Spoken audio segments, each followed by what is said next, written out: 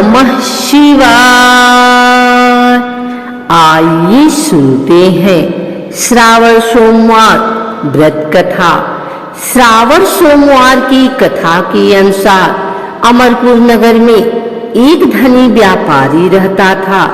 दूर दूर तक उसका व्यापार फैला हुआ था। नगर में उस व्यापारी का सभी लोग मान सम्मान करते थे।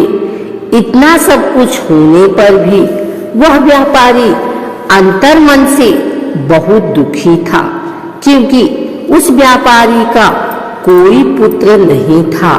दिन रात उसे एक ही चिंता सताती थी, उसकी मृत्यु के बाद उसके इतने बड़े व्यापार और धन संपत्ति को कौन संभालेगा।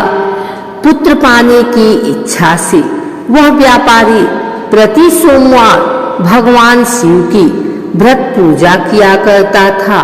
सायंकाल को व्यापारी शिव मंदिर में जाकर भगवान शिव के सामने घी का दीपक जलाया करता था। उस व्यापारी की भक्ति देखकर एक दिन पार्वती ने भगवान शिव से कहा, हे प्राणनाथ, यह व्यापारी आपका सच्चा भक्त है। कितने दिनों से यह सोमवार का व्रत और पूजा नियमित रूप से कर रहा है। भगवान, आप इस व्यापारी की मनोकामना अवश्य पूर्ण करें। भगवान शिव ने मुस्कुराते हुए कहा, हे पार्वती, इस संसार में सबको उसके कर्म के अनुसार फल की प्राप्ति होती है। प्राणी जैसा कर्म करता है उन्हें वैसा ही फल प्राप्त होता है। इसके बावजूद पार्वती जी नहीं मानी। उन्होंने आग्रह करते हुए कहा, नहीं प्राणनाथ, आपको इस व्यापारी की इच्छा पूरी करनी ही पड़ेगी। यह आपका अनन्य भक्त है। प्रति सोमवार आपका विधिवत व्रत रखता है और पूजा अर्चना के बाद आपको भोग लगाकर एक समय भोजन ग्रहण करता है। आपको इसे पुत्र प्राप्ति का वरदान देना ही होगा। पार्वती का इतना आग्रह देखकर भगवान शिव ने कहा, तुम्हारे आग्रह पर मैं इस व्यापारी को पुत्र प्राप्ति का वरदान देता हूँ, लेकिन इसका पुत्र 12 वर्ष से अधिक जीवित नहीं रहेगा। उसी रात भगवान शिव ने स्वप्न में उस व्यापारी को दर्शन देकर उसे पुत्र प्राप्ति का वरदान दिया और उसके पुत्र के 12 वर्ष तक जीवित रहने की बात भी बताई। भगवान के वरदान से व्यापारी को खुशी तो हुई, लेकिन पुत्र की अल्पायु की चिंता ने उस खुशी को नष्ट कर दिया। व्यापारी पहले की तरह सोमवार का विधिवत व्रत करता रहा। कुछ महीने पश्चात उसके घर अति सुंदर पुत्र उत्पन्न हुआ। पुत्र जन्म से व्यापारी के घर में खुशियां भर गई। बहुत धूमधाम से पुत्र जन्म का समारोह मनाया गया। व्यापारी को पुत्र जन्म की अधिक खुशी नहीं हुई, क्योंकि उसे पुत्र की अल्पायु के रहस्य का पता था। यह रहस्य घर में किसी को नहीं मालूम था। विद्यमान ब्राह्मणों ने उस पुत्र का नाम अमर रखा। जब अमर 11 वर्ष का हुआ तो शिक्षा लेने के लिए उसे वाराणसी भेजने का निश्चय हुआ। व्यापारी ने अमर के मामा दीपचंद को बुलाया और कहा कि अमर को शिक्षा प्राप्त करने के लिए वाराणसी छोड़ आओ। अमर अपने मामा के साथ शिक्षा प्राप्त करने के लिए चल दिया। रास्ते में जहां भी अमर और दीपचंद रात्रि विश्राम के लिए ठहरते, वहीं यज्ञ करते और ब्राह्मणों को भोजन कराते थे। लंबी यात्रा के बाद अमर और दीपचंद एक नगर में पहुंचे। उस नगर के राजा की कन्या के विवाह की खुशी में पूरे नगर को सजाया गया था। निश्चित समय पर बारात आ गई, लेकिन वर का पिता अपने बेटे के एक आंख से काना होने के कारण बहुत चिंतित था। उसे इस बात का भय रहता था कि राजा को इस बात का पता चलने पर कहीं वह विवाह से इनकार न कर दे, इससे उसकी बदनामी होगी। वर के पिता ने अमर को देखा तो उसके मस्तिष्क में एक विचार आया। उसने सोचा, क्यों न इस लड़के को दूल्हा बनाकर राजकुमारी से विवाह करा दूं। विवाह के बाद इसको धन देकर विदा कर दूंगा और राजकुमारी को अपने नगर में ले जाऊंगा। वर के पिता ने इसी संबंध में अमर और दीपचंद से बात की। दीपचंद ने धन मिलने के लालच में वर के पिता की बात स्वीकार कर ली। अमर को दूल्हे के वस्त्र पहनाकर राजकुमारी चंद्रिका से विवाह करा दिया गया। राजा ने बहुत सा धन देकर राजकुमारी को विदा करना चाहा। अमर जब लौट रहा था तो सच नहीं छिपा सका और उसने राजकुमारी की ओढ़नी पर लिख दिया, राजकुमारी चंद्रिका, तुम्हारा विवाह तो मेरे साथ हुआ था।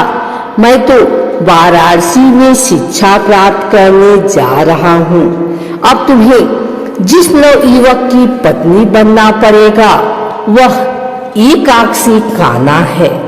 जब राजकुमारी ने अपनी ओढ़नी पर लिखा हुआ पढ़ा तो उसने काने लड़के के साथ जाने से इनकार कर दिया। राजा ने सब बातें जानकर राजकुमारी को महल में रख लिया। उधर अमर अपने मामा दीपचंद के साथ वाराणसी पहुंच गया। अमर ने गुरुकुल में पढ़ना शुरू कर दिया। जब अमर की आयु 12 वर्ष पूरी हुई तो उसने एक यज्ञ किया। यज्ञ की समाप्ति पर ब्राह्मणों को भोजन कराया और खूब अन्न वस्त्र दान किए। रात को अमर अपने शयन कक्ष में सो गया। शिव के वरदान के अनुसार शयनावस्था में ही अमर के प्राण पखेरु उड़ गए। सूर्योदय पर मामा अमर को मृत देखकर रोने पीटने लगे। आसपास के लोग भी एकत्र होकर दुख प्रकट करने लगे। मामा के रोने का विलाप स्वर सुनकर समीप से गुजरते हुए भगवान शिव और माता पार्वती ने भी सुना। पार्वती जी ने भगवान से कहा, प्राणनाथ, मुझसे इसके रोने के स्वर सहन नहीं हो रहे। आप इस व्यक्ति के कष्ट अवश्य दूर करें।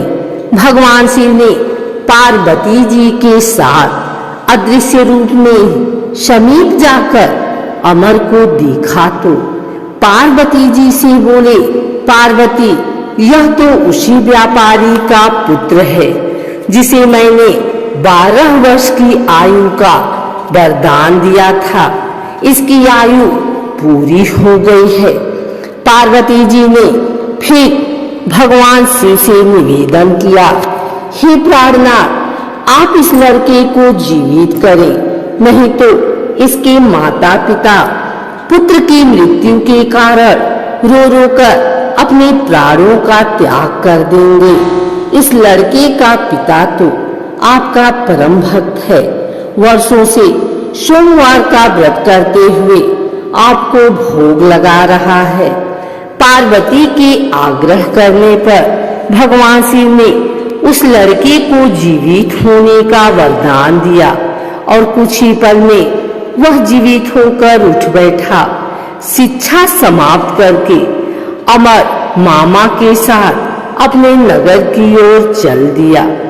दोनों चलते हुए उसी नगर में पहुंचे जहां अमर का विवाह हुआ था। उस नगर में भी अमर ने यज्ञ का आयोजन किया। समीप से गुजरते हुए नगर के राजा ने यज्ञ का आयोजन देखा। राजा ने अमर को तुरंत पहचान लिया। यज्ञ समाप्त होने पर राजा अमर और उसके मामा को महल में ले गया और कुछ दिन उन्हें महल में रखकर बहुत सा धन वस्त्र देकर राजकुमारी के साथ विदा किया। रास्ते में सुरक्षा के लिए राजा ने बहुत से सैनिकों को भी भेजा। दीपचंद ने नगर में पहुंचते ही एक दूत को घर भेजकर अपने आगमन की सूचना भेजी। अपने बेटे अमर के जीवित वापस लौटने की सूचना से व्यापारी बहुत प्रसन्न हुआ। व्यापारी ने अपनी पत्नी के साथ स्वयं को एक कमरे में बंद कर रखा था। भूखे प्यासे रहकर व्यापारी और उसकी पत्नी बेटे की प्रतीक्षा कर रहे थे। उन्होंने प्रतिज्ञा कर रखी थी कि यदि उनके अपने बेटे की मृत्यु का समाचार मिला तो दोनों अपने प्राण त्याग देंगे। व्यापारी अपनी पत्नी और मित्रों के साथ नगर के द्वार पर पहुंचा। अपने बेटे के विवाह का समाचार सुनकर पुत्रवधू राजकुमारी चंद्रिका को देखकर उसकी खुशी का ठिकाना न रहा। उसी रात भगवान शिव ने व्यापारी के स्वप्न में आकर कहा, हे श्रेष्ठी, मैंने तेरे सोमवार के व्रत करने और व्रत कथा सुनने से प्रसन्न होकर तेरे पुत्र को लंबी आयु प्रदान की है। व्यापारी बहुत प्रसन्न हुआ। सोमवार का व्रत करने से व्यापारी के घर में खुशियां लौट आई। शास्त्रों में लिखा है कि जो स्त्री पुरुष सोमवार का विधिवत व्रत करते और कथा सुनते हैं, उनकी सभी मनोकामनाएं पूर्ण होती हैं।